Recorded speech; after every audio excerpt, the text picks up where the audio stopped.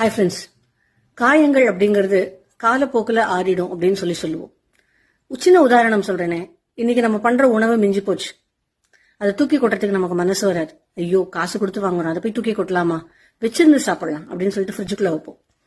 ஃப்ரிட்ஜுக்குள்ளேயே இருக்கும், 2 நாள் இருக்கும், 3 நாள் இருக்கும். 3வது நாள் என்ன பண்ணுவோம், ஆஹா வேஸ்டா இடமே இல்லை, இது வேஸ்டா இடத்த அடைச்சிட்டு இருக்கு, வேற எதையாவது தூக்கி வைக்கலாம், தூக்கி வெளியில கொட்டுங்க அப்படின்னு சொல்லிட்டு 3வது நாள் அந்த உணவை தூக்கி வெளியில கொட்டுவோம். அப்ப ரொம்ப வலிக்காது, அவ்வளவுதான்.